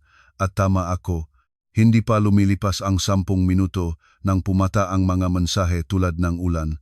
I-activate mo na ang card kaagad. Wala kang konsyensya, huwag tikman ang aking pasensya. Malalaman mo kung ano ang gagawin ko sa iyo. Hindi ako sumagot, hindi nakipagtalo. Kumuha na lang ako nga screenshot ng bawat mensahe at maingat na nag-ipon tulad ng isang taong nag-ipon ng mabato sa isang bag. Ang aking nanay, nang makita niyang matagal akong nakatutok sa telepono, ay nagtanong, "Okay ka lang ba, anak?" Itinayo ko ang aking mamata at ngumiti muli. "Okay lang nanay, kayang-kaya ko." Ngunit sa loob, malinaw kong naunawaan, hindi nila itinuturing na pagkakamali ang pagpapalabas sa akin. Ang pagkakamali para sa kanila ay ang pagkablok ng card. Para sa kanila, pwede akong umalis basta ang pera ay natitira. Papalabas na sana ang screen ng eksaktong alas 7:30 nang dumating ang isa pang mensahe mula kay Daniel. Isang linya lamang, ngunit nagpadilim ng malamig sa aking likod. "Kung hindi mo i-activate ang card, pupuntahan ni nanay ang magulang mo para makagawa ng eskandalo." Matagal akong tumingin sa screen ng tahimik, hindi dahil natatakot ako sa eskandalo kundi dahil sa wakas ay nakita ko ang kanilang paraan ng buo. Kapag hindi nila nakuha ang gusto nila, handa silang lumampas sa sinuman kahit sa aking mamagulang para pilitin akong sumunod. Mahigpit kong inangkin ang telepono, inilapag ito sa mesa at bumalik sa pagtulong sa nanay sa paghahandang hapagkainan. Ngunit sa isipan ko, buo na ang desisyon. Mula sa sandaling nagpadala si Daniel ng banta na iyon, ang aming kasal ay hindi na isang usapin ng damdamin, ito ay naging pangingikil. At hindi ko papayagan na ang aking mamagulang ay malagay sa gitna ng kahiya-hiyang laruan. Ang mensahe ni Daniel ay naging huling patak, hindi ako kaagad sumagot. Inilapag ko ang telepono, huminga ng malalim, at sinikap na ang aking boses at kilos ay manatiling mahinahon. Hindi ko gusto ang takutin ang aking mga magulang, ngunit habang mas sinisikap kong mukhang kalmado, mas maririnig ang pagkulo sa loob ko. Nangahas silang magbanta na pupuntahan ang aming tahanan para maalab sa akin. Ibig sabihin, hindi lang nilabas nila ang kanilang pahamak sa akin sa pinakamataas na antas, wala rin silang pagpapahalaga sa aking mga magulang. Naghahanda pa ang nanay ng pulutan. Naglalagay ng kandila ang tatay. Ang aming maliit na mainit na bahay ay biglang nasa banta ang dumarating na bagyo. Lumapit ako sa nanay at mahinahon na sinabi, "Nanay, ituloy mo ang ginagawa mo. Kung may darating, haharapin ko." Tumingin sa akin ang nanay ng may pag-alala, ngunit tumango siya. Ang tatay ay hindi nagtanong, marahang inilagay ang mga kandila sa mesa at tumingin sa akin ng matagal at malalim. Tingin ng isang ama na naunawaan na ang kanyang anak ay nagtitiis ng hindi niya nararapat. Bandang 8:00 gabi, katulad ng inaasahan ko, malakas na bumagal ang isang sasakyan sa gate. Bumagsak ang pinto, malakas ang tunog sa tahimik na gabi bago bagong taon. Lumabas ako sa pintuan. Ang liwanag ng posta ay bumabagsak sa niyabeng bakuran. Nakita ko ang sasakyan ni Daniel. Unang lumabas si Rosario na kurbang ang galit ang kanyang mukha. Kasunod si Tito Rolly, Tita Chelly at si Iggy. Ang tatlong kamag-anak na nakaupo sa aking bahay nung 29 Disyembre nang nakangiti ay ngayon ay mukhang nanggagaling para mangolektang utang. Huli si Daniel. Ang kanyang mamata ay tumitingin dito doon. Natatakot siya o naghahanap ng papel na dapat niyang gawin. Sa sandaling bumukas ang gate, naglusong si Rosario sa bakuran nang hindi man lang bumati sa aking mga magulang. Tumayo siya sa gitna ng bakuran at sumigaw para marinig ng lahat ng kapitbahay. "Tingnan ninyo ito." Sa lahat ng normal na tao, ang mamanugang ay naghahanda para sa bagong taon. Ang akin ay binablok ang cart para maging gutom ang buong pamilya. Kahiya-hiya. Ang nanay, na narinig ito mula sa kusina, ay natulala ng may hawak na plato ang prutas. Lumabas ang tatay sa pintuan. Namumutla ang kanyang mukha sa galit, ngunit sinisikap pa ring maging magalang. "Rosario, mag-ingat sa salita. Bagong taon naman ito." Hindi pa siya nakapagtapos ang pangungusap ng matawid siya ni Rosario. Itinuro ang aming bahay. "Kayo ang nakpalaki sa kanya na ganyan ang ugali. Pinalaya niya kami, pinalaya ang buong pamilya namin." Mga kutsilyo ang kanyang masalita na itinatapon ng walang pagpapahalaga sa katotohanan basta makapanakit. Pumasok si Daniel sa usapan. Ang kanyang boses ay sabay na nakikiusap at nagbabanta, tipikal na paraan ng taong gustong magpresyon ngunit panatilihin ang mukhang mabuting asawa. "Maria, lumabas ka, kausapin kita, huwag mapahiya ang mga nakatatanda." Tumingin ako sa kanya ng direkta. Maliwanag ang bawat salita. "Dinala mo rito ang matao para takutin ako sa harap ng aking mamagulang. Iyon ba ang tinatawag mong kausapin?" Nahirapan si Daniel at tumingin sa kanyang ina. Saka humakbang si Rosario pasulong at bumanghay, "Hindi kami nagbabanta, naparito kami para mag-ayos. Ikaw ang manugang, paano mo nagagawa iyon? Sino kang itinuturing mo sa amin?" Si Tito Rolly, nakatayo sa tabi, ay nagdagdag ng gasolina sa apoy. "Babaeng may asawa na, pero ang pera ay buhay niya. Ganyan ang mataong para lang sa sarili nila." Sang-ayon si Tita Chelly ng may kalupitan.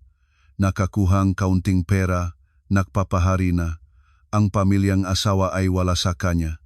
Ngumisi si Iggy at sinurong-surong ako mula ulo hanggang paa, tulad ng isang sira-sirang produkto. "Kung marunong ka, maging marunong hanggang huli, huwag hayaang maging gutom ang matao sa handaan." Narinig ko sila at kakaibang bagay. Wala na akong galit. Lamig na lamang, ang lamig na nagbibigay sa akin ng kakayahang makita ang bawat mukha, bawat ngisi, bawat masakim at galit na tingin. Hindi ako nakipagtalo. Isang katanungan lang ang tanong ko, mababa ngunit matalas tulad ng talim ng patalim. "Naparito kayo para sa bagong taon. May dinala ba kayo o planong mag-selebrasyong gamit ang aking card?" Ang katanungang iyon ay parang asin sa sugat. Tumahimik si Tito Rolly, namanhid si Tita Chelly. Tumigil sa pagngingisi si Iggy at si Rosario ay para bang tinamaan sa masamang lugar, namula at sumigaw ng iniatras ang lig. "Nanliba ka ba nga bisita? Nawala na talaga ang iyong konsyensya." Tumingin ako sa kanya ng tahimik. "Tinanong ko lang ang totu. Kung hindi kayo nakplanong gumamit ng aking card, bakit kayo tumawag ng 100 beses at nagdalang lahat ng kamag-anak dito?" Sumigaw si Rosario at itinuro ang kanyang nanginginig na daliri. I-activate mo ang card kaagad, kung hindi, kalimutan mo na ang daan papasok sa bahay na iyon. Mahinahon ngunit malinaw ang aking sagot. Nasa bahay nga aking mga magulang ako ngayon. At mula sa bahay na iyon ay pinaalis na ninyo ako. Sumandali si Rosario sa kalumingon sa aking mga magulang, para bang naghahanap ng mga kakampi. Nakikita ninyo ang inyong anak, hinahamon niya ang pamilya nga asawa niya. Gustong magutom kami. Humikpit ang mga kamao en tatay, mababangunit mabigat ang kanyang boses. Rosario, naparito kayo sa bispras ng bagong taon para gumawa ng eskandalo. Hindi lang ang aking anak ang ningugumanap pati ang aking pamilya. Nangilis si Rosario. Kung ipinagtatatanggol ninyo siya, kayo na ang magsustento sa kanya. Gusto niyang kunin ang lahat ng ari-arian namin para sa sarili niya. Sa sandaling iyon ay humakbang pasulong si Daniel. Kumuha siyang nakatiklop na papel mula sa kanyang bulsa at iniabot ito sa akin. Pilit na mahinahon ang kanyang boses, tulad ng isang taong nag-aalok ng kompromiso. Ito ay isang kasunduan na kusanglop mong tatanggapin ang magagastos ng pamilya. Pirmahan mo at maayos na nating ayusin ito. Huwag tayong magsimulan ng taon sa gulo. Tumingin ako sa papel na iyon at malakas na tibok ang aking puso, hindi sa takot sa pagkilala. Naplanong ito ng maaga, hindi ito isang biglang pakputok ng halit. May plano silang naunang ginawa palayasin ako para hindi makasagabal, dalhin ang mga kamag-anak para makaroon nga hilan sa pagastos, kunin ang card para gumasta ng walang kontrol. Nang mablok ko ang card, pumunta sila rito para pamigat-bigatan ako na pirmahan ang papel na ito. Hindi ko kinuha ang papel. Tumingin ako kay Daniel ng direkta at ang aking boses ay naging yelo. Dinala mo ang papel na ito, ibig sabihin, kinikilala mo na pinaalis mo ako nung ika-29 at bumalik ka ngayon para pilitin akong pumirma. Iniisip mo bang ito ay isang bagay na pamilya lang at pwedeng gawan ng kahit ano? Gusto sanang magsalita ni Daniel, ngunit pinutol ko siya. Tinatakan ang bawat salita tulad ng tatak. Tatawagan ko nga saksi. Nanahimik ang hangin. Sandaling natulala si Rosario saka sumigaw na parang tinamaan. Nangahas ka pa, tumingin ako sa kanya. Hindi inalis ang tingin ko. Nangahas dahil wala na akong mawawala. Sinabi ko ang tatawagan kong nga saksi at nakita ko si Rosario na sandaling nahasik saka muli siyang sumugot sa kanyang pamilyar na siga. Papahiin mo ba ang aming pamilya? Ganyan gumawi sa bagong taon kasalanan iyon. Si Tito Rolly, Tita Tsay, o tigjay nakalakas loob. May nagsabing hindi dapat matigas ang babay. May nagsabing huwag gawing malaki ang problemang ito sa handaan. Tumingin ako sa bawat isa sa kanila, saka sa aking mamagulang na nakatayo sa likod ko. Sa mata ang nanay ay kapwa pag-alala at damdamin. Ang tatay ay namumula, sa galit ngunit nagpipigil. Noon ay naunawaan ko, kung magpapakita akong kahinaan ngayon, lalo silang maglalaro. At kung papayagan ko silang magsalitang kahit ano, ang mahahamak ay ang aking nga magulang. Hindi ko pwedeng payagan iyon, kahit kailan. Kinuha ko ang aking telepono ng harap nila, walang pagtatago. Pinagana ko ang recorder para makita ang lahat, ang maliwanag na screen, at sinabi ng malinaw hindi malakas, ngunit matatatag. Inaabisuhan ko kayong inisimulan ko ang pag-record.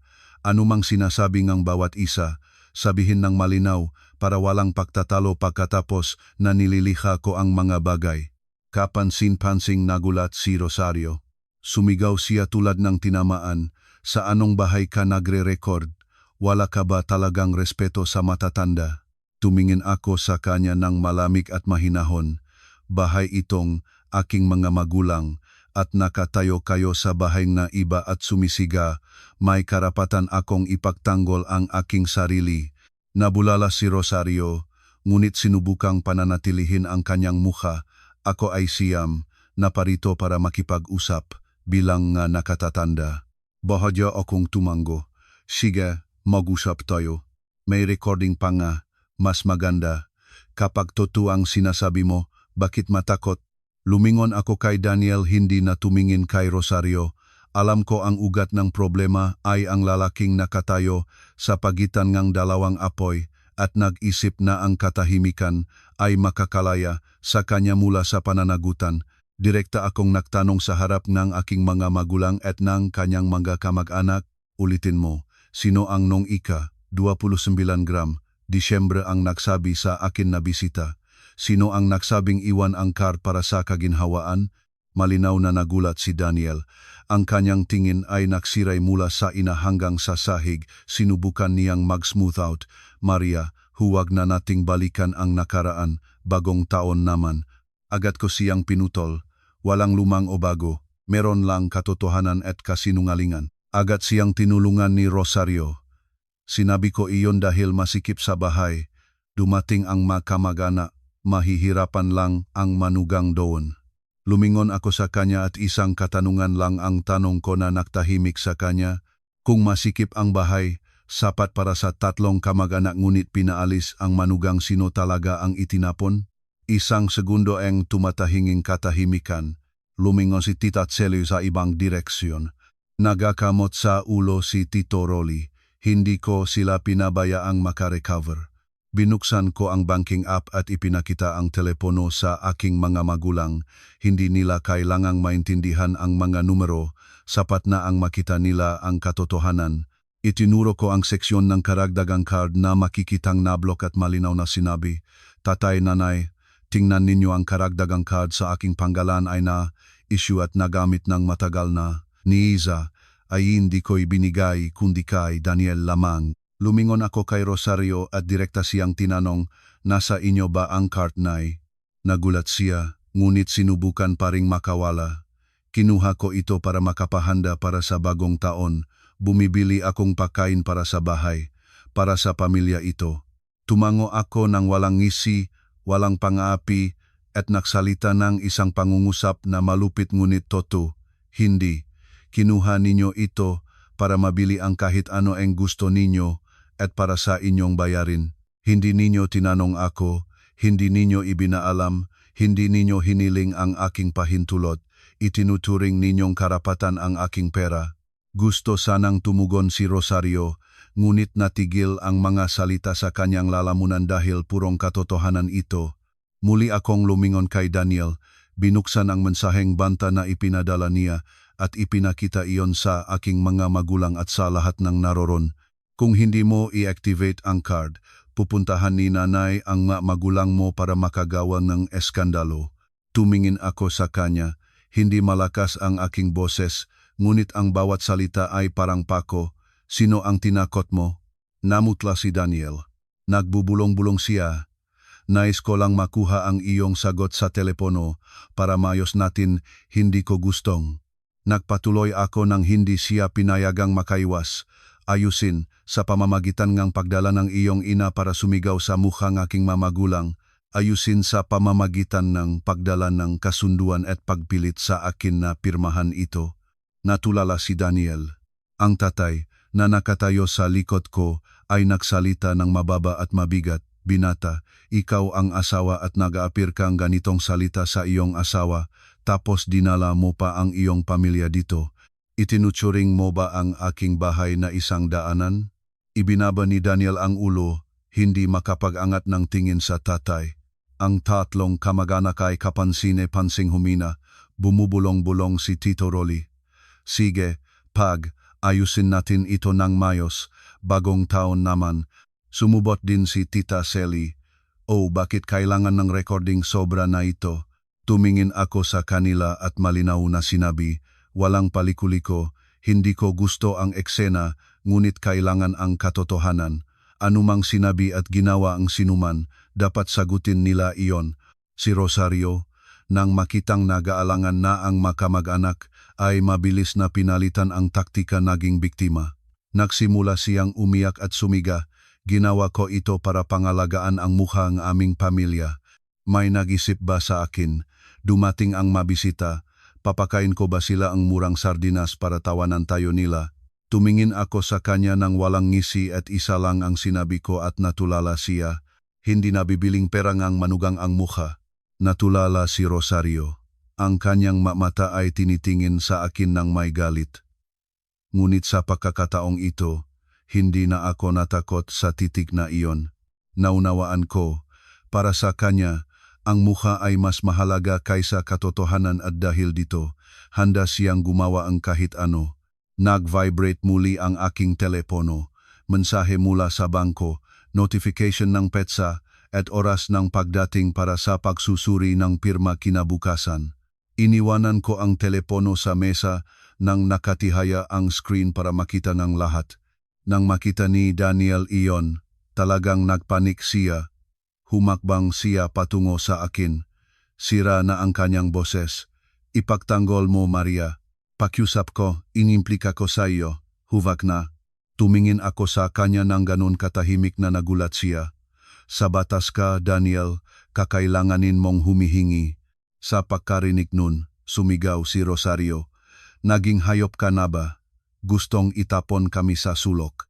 Malinaw ang aking sagot, tinatakan ang bawat salita. Sa sulok ay ikinalong ninyo ang inyong nga sarili, hindi ako. Ang atmosfera sa silid ay hindi na isang simpleng away, ito ay isang pagsira. Ang tatlong kamag-anak ay nagsimulang umurong sa mga tingin, sa mga kilos, sa paraan ng pag-iwas nilang tumingin sa aming direksyon. Hindi na nila ipinagtanggol si Rosario tulad ng naunang ginawa nila sa bahay ng aking nga magulang. Naramdaman na nila ang amoy ng tunay na problema. At sa sandaling iyon, tumingin ako kay Daniel at nagsabing ang panghuling pangungusap na naglagay ng punto. Pinili mong tumayo sa likod ng iyong ina. Ngayon, tatayo ka rin sa likod ng makahihinatnan. Natulala si Daniel. Natulala rin si Rosario dahil sa unang pagkakataon sa kanilang buhay, naunawaan nila na ang tinatawag nilang bisita ay hindi na pahintulutan ang kanyang sarili na gamitin pa nila.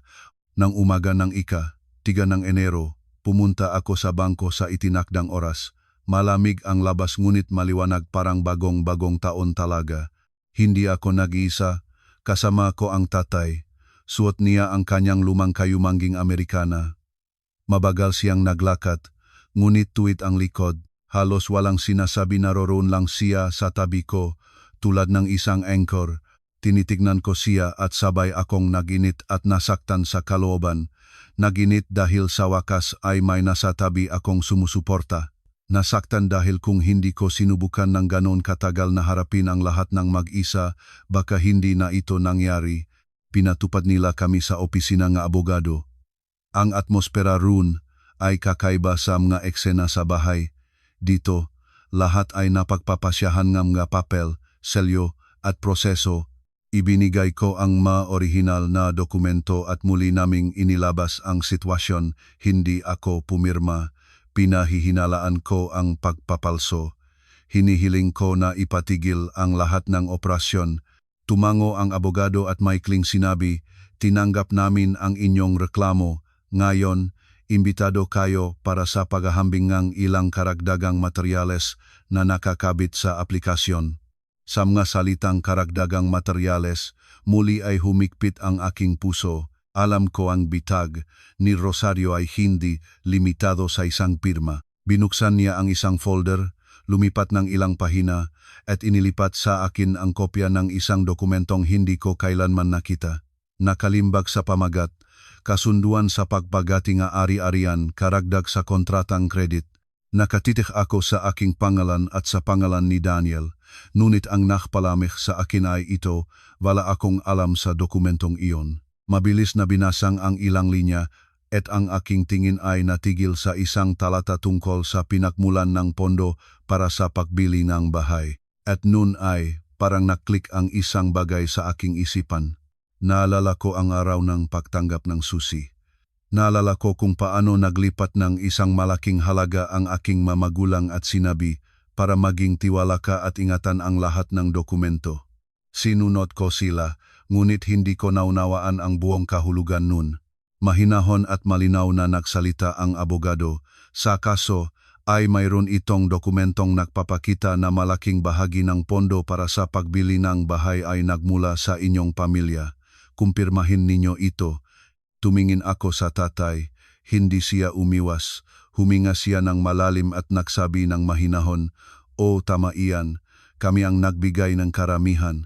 Lumingon ako sa kanya, Sumikip ang aking lalamunan. Tatay, bakit hindi ko ito alam? Tumingin ang tatay sa akin ng may pagmamahal at sakit sa mga mata. Mahal namin kayo. Anak, kaya nagingat kami. Sayang lang na tama pala kami. Ang masalitang iyon ay magaan ngunit matapang na sampal katinuan. Ilang segundo akong namatay hindi dahil sa halaga, kundi sa pakilalang nakita ng aking mamagulang ang hindi ko gustong makita. Itinuro ng abogado ang pinaka-importanteng talata sa dokumento. Malinaw na nakasaad doon na ang mapondong ibinigay ng aking mamagulang ay targeted na tulong na may espesyal na kondisyon. At sakaling makaroon ng pandaraya, pagpapalso ng dokumento o pinansyal na pambibigat mula sa pamilyang asawa, ang bahagi na iyon ay maaring ituring na hiwalay na aset para sa proteksyon ng mga karapatan ng nagbigay. Binabasa ko ito at naging yelo ang aking makamay. Hindi ako abogado para maunawaan ang lahat ng detalye, ngunit naunawaan ko ang pangunahing bagay. Matagal nang naktayo ang aking mamagulang ng isang safety net para sa akin na hindi alam ni Rosario at ni Daniel. Ang abogado ay tumingin sa akin at nang mahinahon ay nakumpisal, batay sa mga katibayan na ibinigay ninyo at sa pagsusuri ngang mapirma, sa yuktong ito ay naktatala kami ngang posible na palatandaan ng pagpapalso. Ang pagpoproseso na aplikasyon na credit ay ipapatigil para sa pagsasagawa na pagsusuri ayon sa regulasyon. Sa salitang ipapatigil, kahit paano ay nakahingang muli ako. Hindi man lang nalaglag ang bahay ngunit alam ko, ang ipapatigil ay hindi sarado, pansamantala lamang itong pahinga. At ngayon kailangan ko silang dalhin dito para marinig nila ang katotohanan sa lugar na hindi kayang patahanin ng sigaw. Binuksan ko ang telepono at nagpadala ng maikling at malamig na mensahe kay Daniel, dalhin mo ang iyong ina dito. May dapat siyang marinig. Hindi na ako nagpaliwanag, hindi nakipagtalo. Alam ko, kapag mas maraming paliwanag ko, mas maraming oras ang makakaroon siya para mag-isip kung paano makakalusot. Hindi pa lumilipas ang 10 minuto, tumawag si Daniel, mababa at nanginginig ang boses niya. Maria, nasaan ka? Sa bangko, kasama ang mga abogado, dalin mo ang iyong ina. Tumahimik si Daniel. Narinig ko siyang humihinga ng mabigat. Pagkatapos ay bumubulong siya, huwag na. Sa isipan ko ay natawa ako nang walang anumang kumatok sa labas. Huwag na. Okay ang magpalsipika ng pirma, ngunit huwag na ang ipagtanggol ang sarili. Pagkaraan ng ilang sandali, dumating si Rosario. Nang pumasok siya, nagpapanggap siya ng may pagmamataas aroganteng lakad, taas ang ulo. Ako ang kanyang ina, ako ang nagpapasya sa bahay na iyon. Sa ganoon niyang sinabi iyon, walang eksena para sa kanyang palabas. Isang mahinahon na pangungusap ng abogado ang nakbaksak sa kanya. Ginang, ito ay isang pinansyal na operasyon. Walang karapatan ang ina na pumirma. Natigil si Rosario, namula ang kanyang mukha, nakatayo si Daniel sa kanyang likod, hindi makapag-angat ng tingin sa akin. Hindi na ako lumayo. Kinuha ko ang dokumentong iyon at inilagay ng direkta sa harap niya. Basahin ninyo, Nay. Kinuha niya ito ng may pagmamadali. Nagsimulang basahin at habang lumalabas ang mapahina, namumutla ang kanyang mukha, nanginginig ang kanyang makamay. Nawala na ron ang katiwalaang ginamit niya nang ituro ako ng iniyak. Tumingin ako kay Daniel at napakamahina ngunit mapanuksong nagtanong, hindi ba sinabi mo na ito ay bahay mo? Lumingon si Rosario kay Daniel. Punong galit ang kanyang tingin. Sinabi mo sa akin na bahay mo ito. Namatay si Daniel. Ganyan ang hitsura ang isang taong nang hambok at ngayon tinamaan ng katotohanan sa mukha. Tumayo ako at direkta ang tingin kay Rosario. Walang sigaw at walang pang-aabuso. Mahinahon ng pinagpiga ang bawat salita sa malamig na sahig. Nay, pinalayas ninyo ako sa aking sariling bahay. Ngunit nakalimutan ninyo ang isang bagay, ang karapatang magpalabas ay hindi sa inyo. Naisip ko pagkatapos ng pagbisita sa bangko na mauunawaan na ni Rosario ang lahat at titigil na. Ngunit hindi ko siya nasuri ng tama, ang kanyang nasugatan na pagmamalaki na halong kasakiman ay hindi handang sumuko. Nang lumabas kami sa bangko, Binigyan niya akong matagal at maput na tingin at lumingon kay Daniel. Nang mababangunit marinig ko, sa bahay ay ipapakita ko sa kanya kung ano ang impyerno. Hindi ako sumagot. Mas mahigpit ko lang hinawakan ang folder ngam nga dokumento na pakiramdam ko ay isang manipis na pananggalang sa gitna ng ulan ngam nga bato. Naglakad ang tatay sa tabi ko, mabagal ngunit matibay. Hindi niya pinayuhan ako na umatras, ngunit hindi rin niya ako itinutulak pasulong. Naroon lang siya tulad ng paalala. May pamilya ka sa likod mo, huwag matakot. Nang araw ding iyon, habang nasa bahayng aking mamagulang, tumatawag muli ang telpono. Sa pagkakataong ito, hindi mga panic calls tulad ng ICA-31, kundi isang mensahe sa group chat ng aming mga kapitbahay. May isa na sumulat. Mga kapitbahay, sino ang makakaalam kung bakit maingay sa apartment ng? May nagsasalita tungkol sa kawalang utang na loob. At ilang minuto ang lumipas, may isa pang mensahe. Narinig ko, tumakas ang manugang, binablok ang card, nagdurusa na ang biyenan. Binabasa ko ito at humigpit ang aking lalamunan. Lumipat na si Rosario sa kanyang huling sandata sismis. Hindi niya nagawang talunin ako gamit ang mga dokumento, kaya gusto na niyang talunin ako gamit ang opinyon ng magataw. Gusto niyang ilabas sa harap nga kapitbahay na isa akong halimaw para mahiyang bumalik ako, ay activate ang card, huminging tawad, at tanggapin ang lahat. Naintindihan ko ang kanyang laro. Hindi niya kailangan ang katotohanan, kailangan niya ang tinig ng publiko. Bago pa man ako makakilos, may mensahe sa personal na nakpadala sa akin ang isa sa aming mga kapitbahay. Maria, may tao sa harap ng iyong pinto. Tila ang iyong biyenan at ilang kamag-anak ay nakatayo sa labas, sumisigaw sa buong palapag. Pinatayin ko ang telepono at agad na tumayo. Nagulat ang nanay. Saan ka pupunta? Maikling sagot ko, kailangan kong pumunta sa bahay. Huwag kang mag-alala. Nanay, may mga dokumento ako. Hindi naktatanong ang tatay. Tumayo lang siya at nagsuot ng Amerikana. Kasama kita. Tumango ako. Sa pagkakataong ito, hindi na ako nag-isa. Nang dumating kami, lahat ay eksaktong tulad ng inaasahan ko. Sa harap ng pintuan ng aming bahay ay nakatayo si Rosario, si Daniel at ang tatlong kamag-anak. Nakatayo sila para bang kumuha ng posisyon sa isang lupa at malakas na ikinukuwento ang kanilang bersyon ng pangyayari sa buong palapag. Nang makita niya akong lumalabas sa elevator, agad na itinuro ni Rosario ang kanyang daliri sa akin. Siya iyon, tumakas sa mga magulang niya, gumawa ang gulo sa bangko, gustong itapon ang biyenan sa kalye. Agad na umangkop si Tito Rolly at si Tita Chelly, gumawang ganyan sa bagong taon wala talagang puso. Ngumisi si Iggy at nakunwaring nagbibigay ng huling hatol. Gustong magpalabas, hindi niya kaya, nakatira na ang mataw sa bahay. Ang pangungusap na ito kahit nakakatakot sa tuno ay nagpakita ang kanilang tunay na intensyon.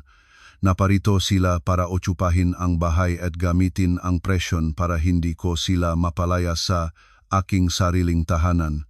Hindi ako nakipagtalo, hindi ako nag-justify sa harap ng karamihan, naintindihan ko. Habang mas marami akong sasabihin, mas malaki ang entablado ni Rosario para sa kanyang palabas. Binuksan ko lang ang folder, kinuha ang aktong galing sa bangko tungkol sa pinahinalaan na pagpapalso, ma-notification ng pagsuspende ng operasyon at tinawagan ang numero ng management ng aming gusali. Malinaw at determinado ang sinabi ko. Magandang araw, isa akong may-ari ng Unit N. Sa kasalukuyan, may grupo ng mga tao sa harap ng aking pintuan na nag-abala sa kapayapaan ng gusali. Mayroon pa kaming dahilan upang maniwala na nananatili sila sa unit ng walang registration. Humihiling akong tulungan kami. Ibinaba ko ang telepono at agad na nagpadala ng malarawan ng mga dokumento sa opisyal na channel ng management na nakasafe sa aking telepono. Si Rosario, nang makitang hindi ako nakikipagtalo kundi tumatawag sa management, ay naniklabos, mga tricks mo na naman, panloloko. Tumingin ako sa kanya ng mahinahon. Hindi ako gumagawang tricks, gumagawa ako ayon sa mga patakaran. Hindi pa lumilipas ang 15 minuto, dumating ang seguridad mula sa management. Magalang sila ngunit mahigpit. Tinanong ni Pinuno, sino ang nakatira dito? Mayroon bang registration? Agad na nagalat ang tatlong kamag-anak. Bumubulong-bulong si Tita Chelly. Kami, para sa bagong taon, pumunta kami. Nagpatuloy ang seguridad kahit para sa bagong taon. Para sa ilang araw na pananatili, kinakailangan ng temporary registration. Mayroon ba kayong dokumento? Umikit ang paningin ni Tito Rolly. Namula siya sa hiya. Nagsimulang mabagal na umatras si Iggy. Sinubukan ni Rosario na mamagitan. Pamilya ito. Anong registration? Para saan iyon? Ngunit matatag ang seguridad.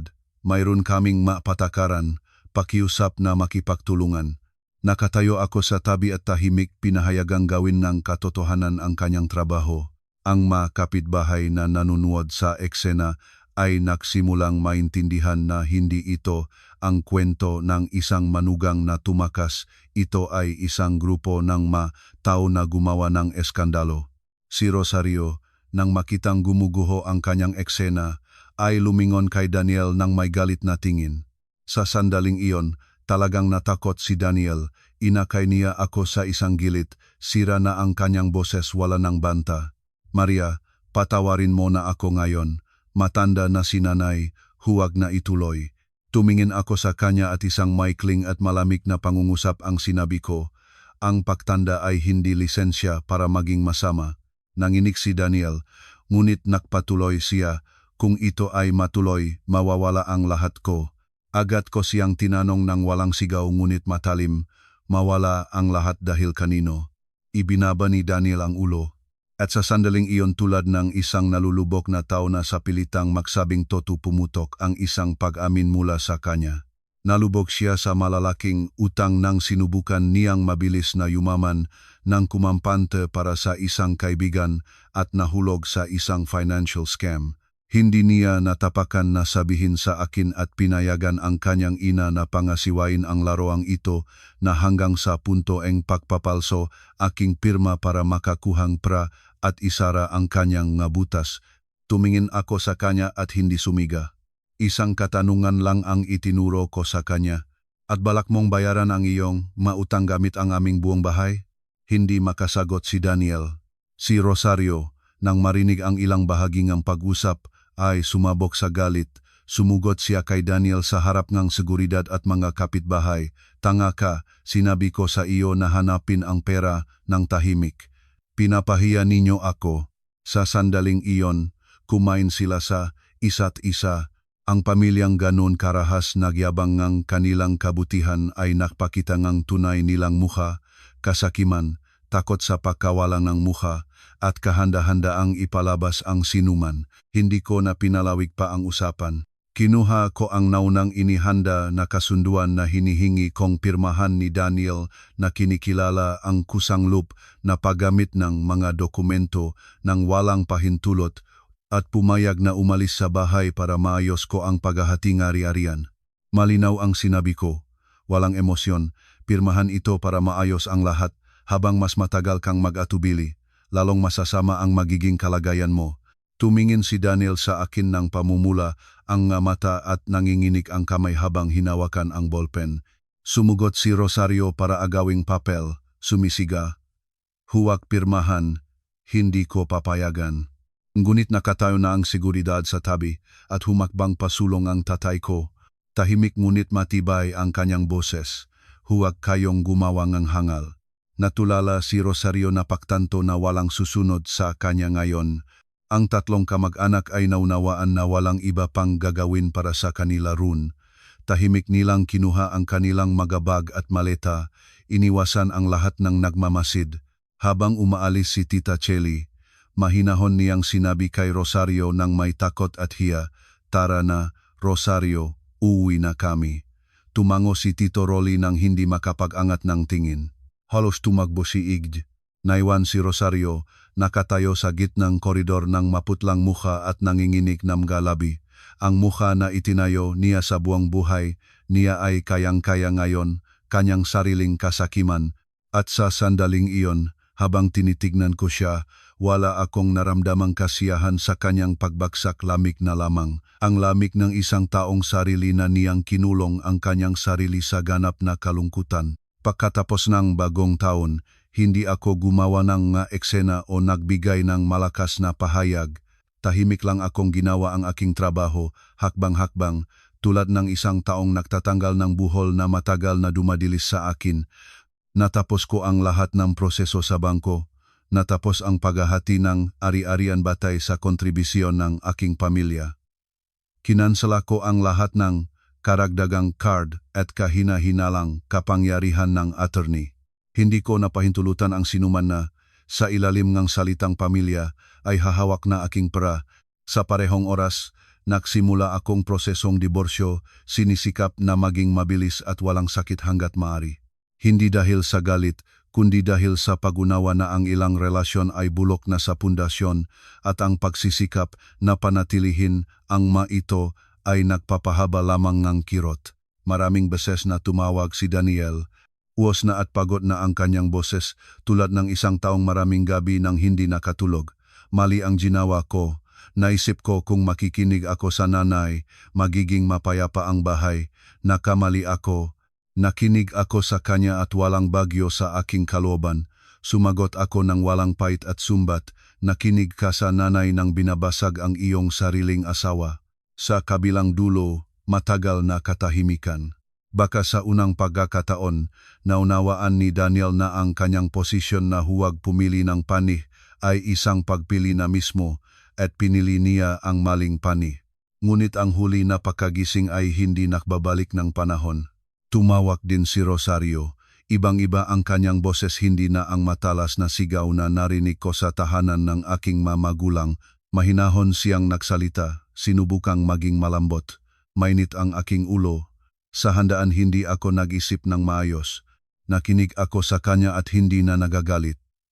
Malinaw lang ang lahat para sa akin. Hindi ako nakipagtalo, hindi ko inisa-isa ang kanyang napakakamali. Hindi ko bawat salita ay binanggit. Isang pangungusap lang ang sinabi ko ng mahinahon, tulad ng isang pagtatanggap ng katotohanan.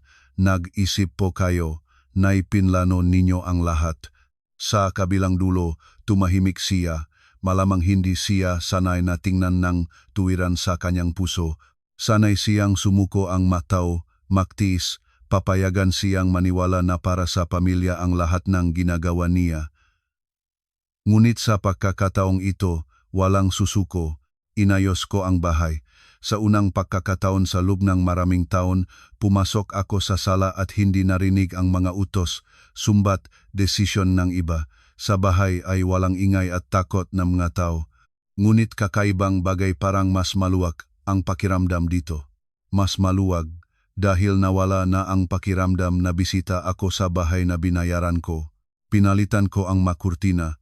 Inilipat ang kasangkapan, itinatapon ang lahat ng hindi na kailangan. Sa bawat paghawak ng isang bagay, tinatanong ko ang aking sarili, iniingatan ko ba ito dahil kailangan ko ito o dahil sa gawi? At napagtanto ko na maraming bagay ang iniingatan ko lamang dahil sa takot sa opinyon ng iba. Ngayon ay wala na akong galit na takot. Mas madalas na ako bumisita sa aking mga magulang. Isang gabi, nakaupo sa pintuan ng aming bahay sa Cavite, humingi akong tawad sa kanila para sa bagong taon na eksena. Sinabi ko sa nanay, patawarin mo ako, nanay, na hindi ko napagtanto ang lahat ng mas maaga. Hinawakan ng nanay ang aking kamay at ganun ka malambot sinabi, wala kang kasalanan dahil naktiwala ka. Ang mahalaga ay nagising ka sa tamang oras kapag nalaman mo na ang katotohanan. Ang mga salitang iyon ay nagalis ng mabigat na bato sa aking puso. Sinisisi ko ang aking sarili sa kamangmangan at pagkabulag, ngunit lumabas na ang pagtiwala sa taong inibig mo ay hindi kasalanan. Ang mahalaga ay kung mayroon kang tapang na tumigil kapag lumabas na ang katotohanan. Minsan sa gabi, binubuksan ko ang aking telepono at tinitignan ang listahan ng mga napalyang tawag noong 31 Disyembre. Mahabang walang katapusang listahan. Noon, ang bawat tawag ay nakasakit tulad ng karayom. Ngayon, tinitignan ko ito ng walang galit. Naawa na lang ako sa sarili ko nun sa babaeng sinubukan niyang mapangalagaan ang tahanan sa pamamagitan ng tiyaga, habang ang tahanan na iyon ay hindi kailanman gustong pinanatili siya. Nangungulila ako sa kung gaano ko kaya kinumbinsi ang aking sarili na maunawaan nila, magbabago sila. Lumabas na. Ang buhay ay hindi katakot-takot dahil masama ang ibang tao. Katakot-takot kapag patuloy kang naniniwala na magbabago sila, kahit lahat ng palatandaan ay nagsasalita ng kabaliktaran. Ikinukwento ko ang kwentong ito hindi para ipagmalaki ang aking lakas, at lalo na hindi para mapahiya ang sinuman. Ang pagtigil kahit masakit ay hindi pagkatalo. Ang tigil ay isang paraan para hindi mo sarili ang ilubog. Nagpasya akong tumigil hindi para sa paghihiganti o para patunayan ang aking karapatan. Tumigil ako para iligtas ang aking sarili, para hindi na mahiyang ang aking nga magulang para sa akin, para ang prangkinita ko ng may pagsisikap ay hindi na itinuturing ng iba bilang kanilang karapatang kunin sa lahat ng oras. Tungkol sa karma sa kwentong ito, hindi na kailangang maraming sabihin. Nawala kay Rosario ang bagay na ginamit niya para kontrolin ang matao ang kapangyarihang nakaunay sa pera. Kay Daniel naman, nawala ang pamilya hindi dahil labis akong matigas, kundi dahil marami na siyang maling pagpili nang natatahimik ang nararapat na magsalita. Ang tatlong kamag-anak ay nawalan din ng mukha dahil dumating sila para sa bagong taon nang may kasakiman, nang hindi inisip ang makahihinatnan. At ako hindi ko nawala ang tahanan o pera. Nawala lang akong isang ilusyon na kapag sapat na ang iyong tiyaga, lalo kang pagpapahalagahan ng iba. Sa bagong taon na iyon, wala akong maringal na handaan at maingay na grupo ngunit mayroon akong isang bagay na mas mahalaga, kapayapaan ng puso. At naunawaan ko, ang pagkawalangang ilusyon ay hindi pakawala. Minsan, ito ay isang nahuhuli pang regalo na tumutulong sa ating lumago, at kung pipiliin ko muli, gagawin ko pa rin ang parehong desisyon dahil may mga bagay na, kapag inangkin, tanging sisirahin ka, at ang pakawalan, kahit masakit, ay ang tanging paraan para muli kang makatayo ng tuwid.